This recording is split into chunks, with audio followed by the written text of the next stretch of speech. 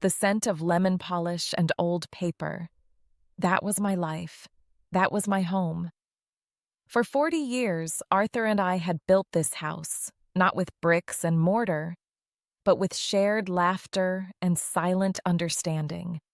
After he passed, the silence became a tangible thing, a heavy velvet cloak. My daughter Amelia was my only light, my beautiful, bright Amelia. She was the best of Arthur, his sharp mind, his quick wit, and I had always believed the best of me, my heart. "Mom, you shouldn't be rattling around in this huge place alone," she'd said, her hand covering mine, her brow furrowed with that manufactured concern that I mistook for love. "And the taxes, the upkeep, it's a burden. Mark and I, we worry." Mark, her husband.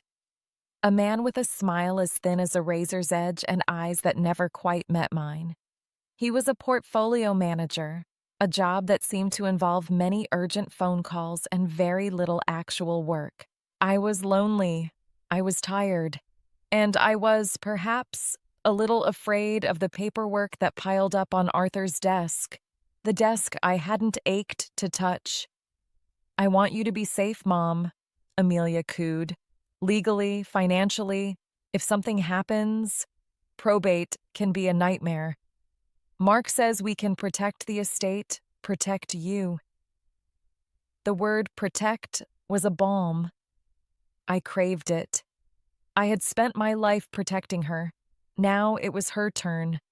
So we went to her lawyer, not Mr. Henderson, our family's lawyer for 30 years.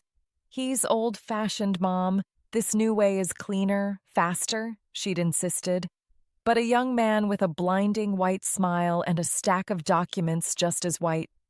"It's a simple transfer, Ilara," the young lawyer said, his name a forgettable syllable. "You'll be placing the estate, the house, the liquid assets into a holding company under Mrs. Davies's name." Davies? I still thought of her as Amelia Vance. "It's just a formality," Amelia soothed, rubbing my shoulder. "It just puts me in charge of the business side of things, so you can you can live here forever, of course. Nothing will change. This is just to protect it all. For the future. For my future." I looked at her, my child, my legacy. I saw the relief I so desperately wanted to provide. I was 72. What did I need with stock portfolios and property deeds? My wealth was her. I picked up the pen. The young lawyer pointed. I signed. One by one, I initialed away my life. I felt a profound, sudden lightness. The burden was gone. I had protected my daughter. I had done my final, most important motherly duty. Amelia hugged me, a tight, rattling squeeze that felt more like triumph than affection. "You're amazing, Mom. Now we can finally take care of everything." The first change was small. The painting of the Venetian canal that Arthur and I had bought on our 25th anniversary. It was gone from the living room. "Oh," Amelia said breezily, wafting through with an iPad. "It was clashing terribly with the new color swatches. I put it in storage. We're going for a more minimalist transitional vibe." "Storage? Don't worry your head about it." She patted my hand. Then my weekly bridge game was canceled. "Mom, those women are a bad influence," Amelia said, deleting the numbers from my phone. "All they do is gossip, and it's upsetting your memory. Mark and I think you need more peace." The house, my home, began to fill with strangers, contractors, decorators, space evaluators. They measured my walls, my furniture, my life, with cold, metallic tapes. "Amelia, this is all very overwhelming," I said, clutching my robe. "It's just an update, Mom. We're increasing the property value. It's an investment." She started helping me with my mail. Bills, letters from friends. They all went to her and Mark's new home office, which had once been Arthur's study. I felt myself shrinking. becoming a guest in my own home. But the hook, the precise, agonizing moment the veil didn't just tear, but was ripped from my eyes, came on a Tuesday. It was raining. I was in the small sunroom, the one place they hadn't touched yet, trying to read. I could hear Amelia in the hallway, her voice low and sharp. She was on the phone with Mark. She must have thought I was napping. No, the contractor said he can't start the demo on the main floor until she's relocated. Relocated? A strange, cold word. A pause. I don't care if it feels fast, Mark. The burn rate on this place is astronomical. We're paying property taxes on a 7-figure asset that we can't leverage. It's dead money. My blood, which had felt sluggish and old, suddenly turned to ice. Burn rate, asset, leverage. I spoke to Dr. Evans. He agrees her memory is suggestible. He's willing to sign the competency evaluation. If we have that, and I'm already the sole owner of the property, we can move to a managed care directive. It's cleaner. I stopped breathing. The book slipped from my lap. Look, I found a place. Lakeside Meadows. It's fine. It's clean. They have a memory wing. We can sell this house, liquidate, and finally be done with it. I'll tell her it's a spa vacation. She'll believe anything I say. A hollow laugh. A laugh I had never heard before. It was the laugh of a stranger. She has to go, Mark. The house is in my name. The money is in my name. What's she going to do? She's just an old woman. It's for her own protection. The sound that left my mouth was not a sound I recognized. It was a thin, wheezing gasp, the sound of a small animal caught in a trap. She heard me. The phone call clicked off. Footsteps. Amelia appeared in the doorway, her face a mask of sweet concern. Mom, are you all right? You look pale. Did you have a bad dream? I stared at her, at the woman wearing my daughter's face, the stranger who had called me dead money, the predator who had taken my love, my trust, and my life, and was now coming back to pick the bones. I felt a sudden, violent, piercing humiliation. It was a shame so profound it scorched my lungs. I had signed it all away. I had handed the knife to my own executioner. I had worried about protecting her while she was actively, clinically plundering me. The world went sharp and cold. The fuzzy, comfortable edges of my grief-addled mind vanished. In their place, a diamond-hard clarity emerged. She was waiting for an answer. I had to perform. I had to become the person she already thought I was. I blinked, forcing a frail confusion into my eyes. Oh, Amelia, dear, I think I just dozed off. Yes, a silly dream. I can't remember it. Her smile relaxed. The predator eased. Oh, Mommy, she said, her voice dripping with false sympathy. You've been so forgetful lately. Don't you worry. Mark and we're going to take care of you. We have a wonderful surprise coming soon. A little trip just for you. A trip? I whispered, playing my part. How lovely. It is, she said, her eyes already looking past me at the wall she planned to tear down. It's the perfect place for you. As she walked away, I felt not sadness, but a slow tectonic shift deep in my bones. The heart of the mother, the soft, forgiving, endlessly loving heart, had just stopped beating. In its place, something else was waking up. She thought I was an asset to be liquidated. She thought I was a burden to be managed. She had forgotten who I was. She had forgotten whose blood I carried. But most of all, she had forgotten my Arthur. And Arthur. Arthur never, ever left a flank undefended. A trip, I whispered to the empty room. Oh, my dear girl, You have no idea. The next 3 weeks were a performance of my life. I became the caricature she was painting for her lawyer. For her doctor, I forgot where the kitchen was. I lost my keys, only for her to find them in the sugar bowl. I would stand in the middle of the hall, looking lost, until she would sigh, a great, put-upon sigh, and guide me back to my chair. "See, Mark?"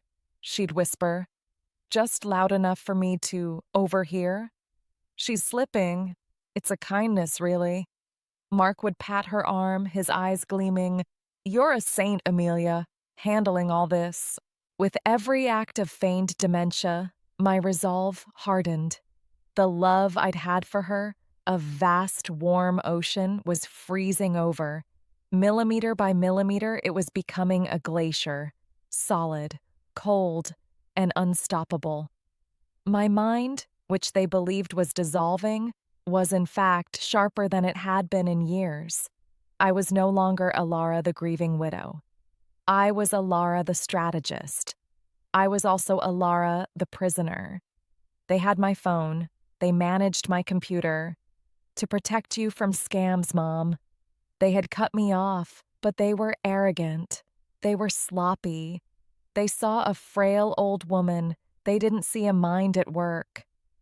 While Amelia was out with her design team and Mark was at his office, I had the house to myself for precisely 2 hours every Wednesday. My first mission, Arthur's study, the room they had claimed. They had locked the desk, of course, but they didn't know Arthur. Arthur believed in physical keys, but he also believed in redundancy. Taped to the underside of the heavy, ornate credenza, my fingers found it, a small, flat key. I opened the desk. They had rifled through the main drawers, taking checkbooks and old statements. They were looking for money. They weren't looking for ideas. In the secret compartment on the left, the one you open by pressing the carved acorn, was a single, leather-bound folio. It was not for me. It was addressed to Mr. Samuel Henderson, private. Henderson, our real lawyer. The man Amelia had called old-fashioned. I couldn't call him, I couldn't email him. I had to get to him. My escape was almost laughably simple. I used their own weapon against them. On Tuesday, I had a fall. I made sure Amelia was watching as I tripped over the edge of a rug they had bought, a hideous gray thing. I didn't hurt myself. Years of yoga had kept me spry. But I put on a show, a wail, a clutching of the hip, a performance of fragile, brittle terror. It worked perfectly. "Oh my God, Mom, Mark!" They were panicked. Not for my health, I realized, but for their timeline. A broken hip would be an inconvenience, a lawsuit. I think I need to see Dr. Evans," I whimpered. Yes, of course," Amelia said, helping me up, her grip too tight.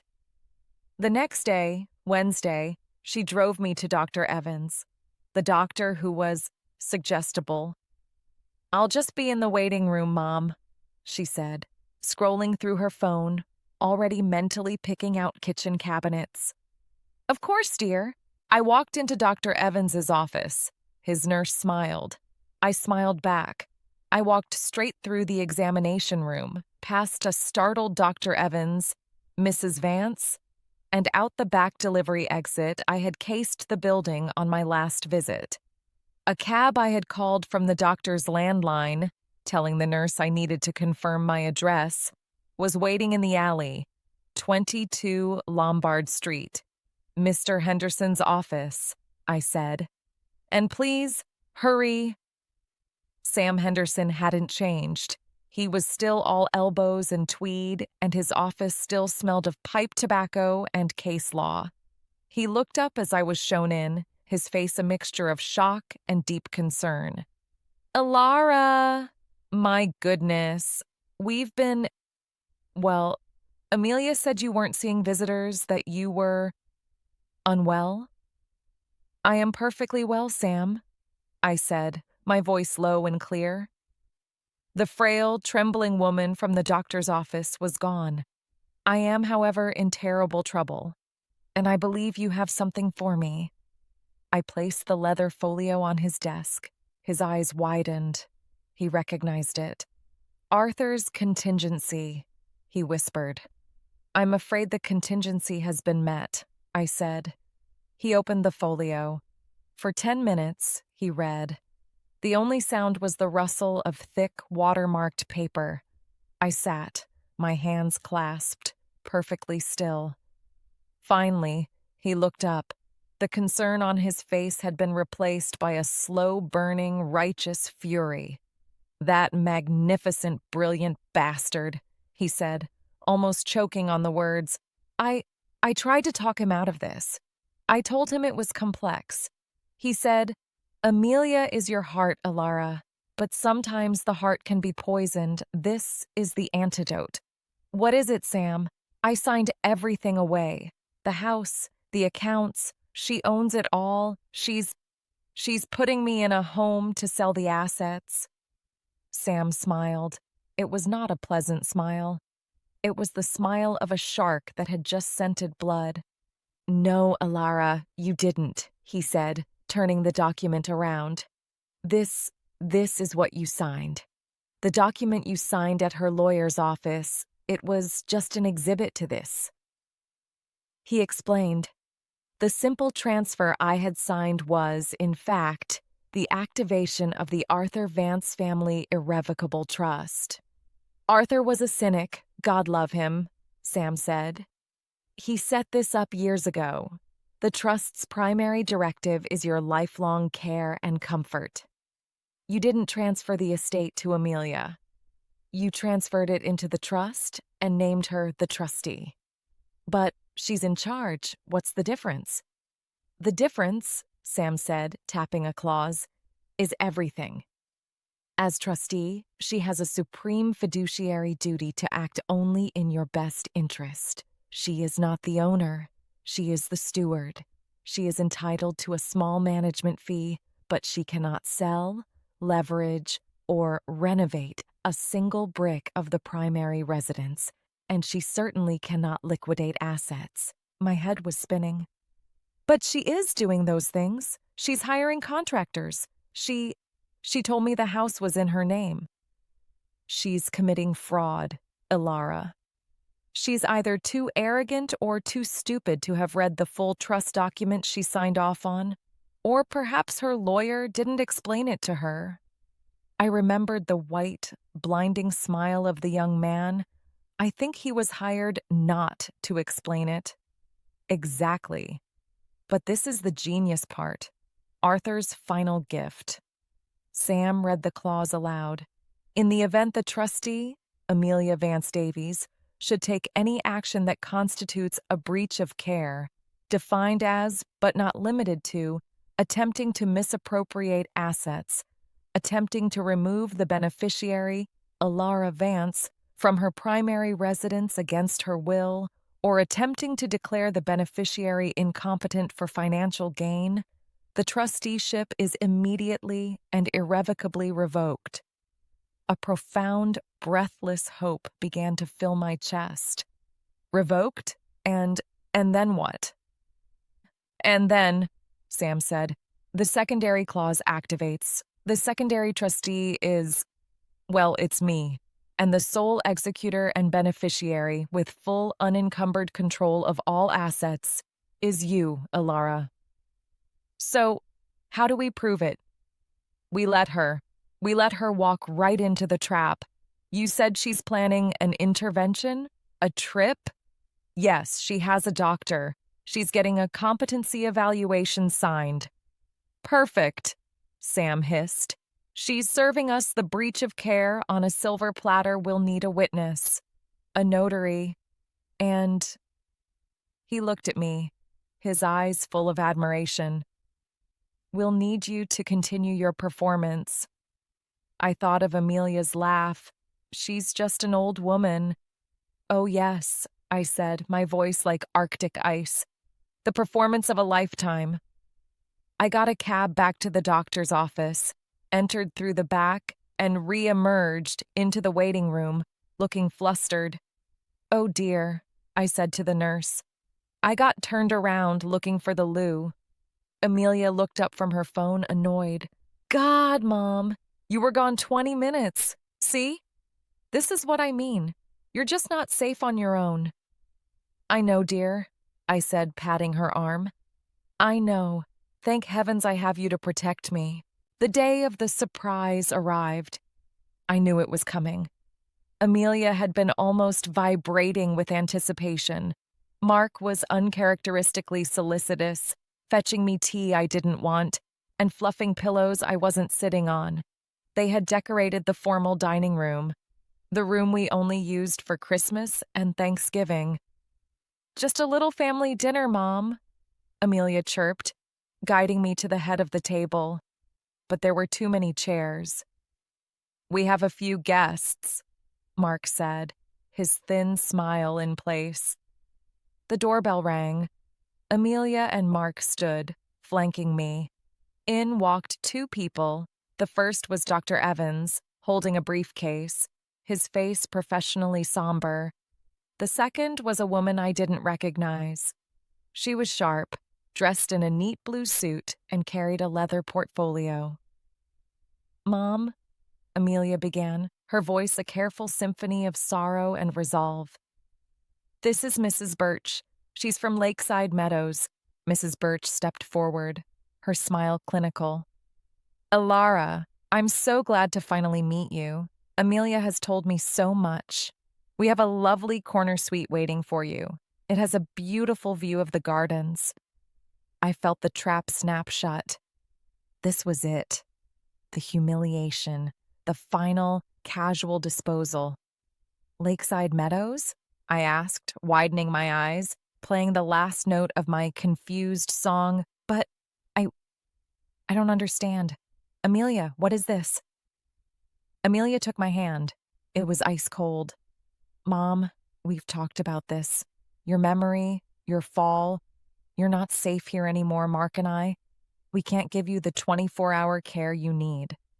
"Dr. Evans," Mark said, prompting him. The doctor stepped forward, opening his briefcase.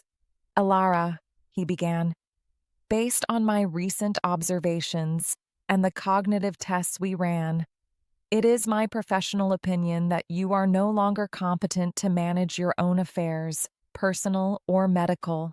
He slid a document across the polished mahogany. "This is a certification of incapacity. And this," he said, producing another, "is a medical directive, granting Amelia full power of attorney." Amelia was already signing it. "It's all taken care of, Mom," she said, not looking at me, but at Mrs. Birch. "Mrs. Birch can take you tonight. Your bag is already packed." I looked at her, my daughter, my betrayer. Her face was serene. She truly believed she had won. She believed she had just liquidated her last, most inconvenient asset. "A bag?" I said, my voice quiet. "Just a few things," Amelia said, dismissing my concern. "The rest of it, all this stuff, Mark and I will handle it. We're going to sell the house. It's too much. We're downsizing, simplifying." "You're selling my house," I stated. "It's my house, Mom. You signed it, remember? To protect it." She smiled, a small, tight smile of absolute victory. "And that's what I'm doing. I'm protecting the asset, Mrs. Birch." The woman from Lakeside Meadows stepped forward, her hand extended, as if to help a child. "Alara, shall we go?" I looked at her hand. I looked at the doctor. I looked at Mark, who was already texting, probably to the contractor. Then I looked at Amelia. "No," I said. The silence in the room was absolute. Amelia's smile faltered. "What?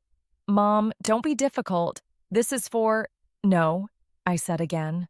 My voice was no longer the frail, reedy whisper she was used to. It was the voice of Alara Vance, a voice that had chaired boards, raised millions for charity, and buried a husband.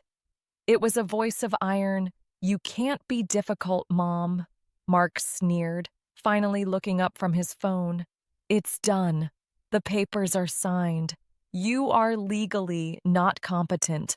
Amelia has power of attorney. You are going." "She has power of attorney?" I asked, raising an eyebrow. "Over what, precisely?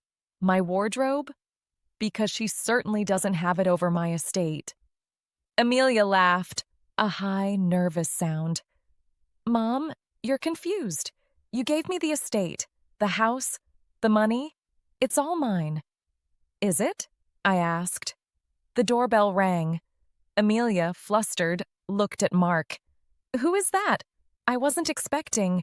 "I was," I said, "right on time." The door opened. Our housekeeper, who had been with me for 30 years and who Amelia had been trying to fire, showed in 3 men. Mr. Samuel Henderson, a very large man in a dark suit who was, I knew, a retired police officer turned private security, and a third man carrying a briefcase. "Alara," Sam Henderson said, his voice booming in the tense room, "I believe we're interrupting an intervention." Amelia's face went white. "Mr. Henderson, what are you doing here? This is a private family matter." "It was," Sam said, placing his briefcase on the table with a loud thud. "It became a legal matter the moment you brought in Dr. Evans and Mrs. Birch. This gentleman," he said, indicating the third man, "is a notary public, and he is here to witness the execution of the Vance Family Trust, Clause 4B. Mark's face was a mask of confusion. "Trust? What trust?" "The asset transfer was a simple holding company." "Was it?" Sam said, his smile returning, colder than ever. "You really should read the fine print, Mr. Davies. Or, in your case, you should have read the entire document you advised your wife to sign." He pulled out a sheaf of papers. "Dr. Evans? Mrs. Birch? Your services are no longer required. In fact, Dr. Evans, you can expect a formal inquiry from the medical board regarding your suggestible diagnosis. I'd leave now." The doctor, his face ashen, grabbed his papers and practically ran from the room. Mrs. Birch was right behind him. What is this?" Amelia stammered, her eyes wide with the first flicker of genuine panic. "Mom, what did you do?" "No, Amelia," I said, finally standing up. I felt tall. I felt strong. "It's what you did. You activated the breach of care clause." I let Sam handle the details. He was, after all, a professional. "The document Mrs. Vance signed 3 months ago," Sam explained, his voice relishing every word, "did not give you the estate. It made you the trustee, a steward, one with a sacred legal duty to act only in Mrs. Vance's best interest, a duty you have, well, breached. Spectacularly." He laid out the evidence, the emails to the contractors, the for sale listing that was already in draft online, the signed fraudulent competency evaluation, the presence of the nursing home intake coordinator. By attempting to remove Mrs. Vance from her home, by attempting to declare her incompetent for financial gain, and by attempting to liquidate the primary asset of the trust, you have, as of this moment, triggered your own removal as trustee. Amelia was shaking her head, her eyes darting between me and Sam. No, it's in my name. The lawyer said." "Your lawyer lied," I said. "Or more likely, you paid him to. Did you think I was stupid? Did you think my husband was?" This is nonsense," Mark shouted, his face purple. "We'll fight this. You stupid old woman, you'll—" The large security man took one step toward him. Mark fell silent. "Please don't." Sam said, because the trust is now executed. I am the acting trustee, and as my first act, I am handing full, unencumbered, and immediate control of all assets, liquid and physical, back to the sole beneficiary. Your mother. The notary stepped forward, stamped the final document, and looked at me. Congratulations, Mrs. Vance. Amelia looked at me. The mask was gone. The concern, the love, the daughter I knew, it had all been a lie. What was left was a raw, ugly core of greed and contempt. You, she whispered. Tears of rage, not sorrow, welling in her eyes. I'm your daughter. How could you do this to me?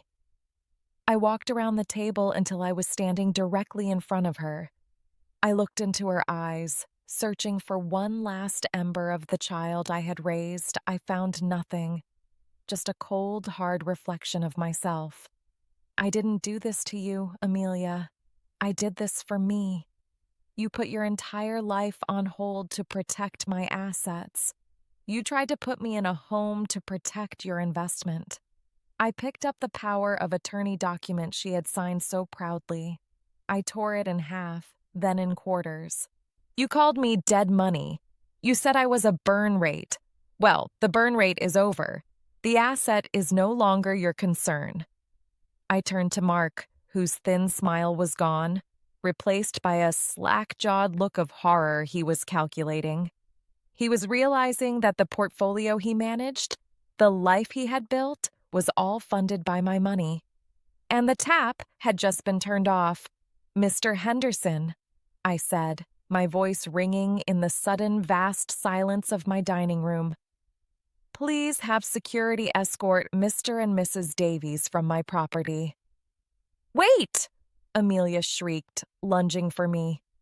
Mom, please, you can't. Where will we go? We have debts. The contractors. The security guard caught her arm. That sounds like your problem, Amelia, I said. You are an adult. You are a portfolio manager. You will figure it out, but you will not do it here. You can't just kick me out, she wailed. I'm your family. You were my daughter, I said, the glacier in my chest finally settling. Now you are just a tenant, and your lease is up. Get out of my house. She stared at me, her face crumbling in the face of my cold, clean certainty. She had never seen this woman before. I had never seen this woman before, but I liked her. She was a survivor. They were escorted out. I heard Amelia screaming on the lawn. I heard Mark cursing. Then the sound of a car peeling out of my driveway. Sam Henderson looked at me, a soft sadness in his eyes. Alara, I am so sorry. Don't be, Sam, I said. I walked to the sideboard and poured myself a brandy, my hand perfectly steady. I looked up at the portrait of Arthur that hung over the fireplace. His eyes seemed to be smiling. You're safe now, Sam said gently. I took a sip of the brandy. It burned. It was clarifying. The house was silent again, but this time, it wasn't the heavy, velvet silence of grief. It was the clean, sharp, empty silence of freedom. Yes, I said, raising my glass to my husband. I'm safe, Arthur. I'm finally safe.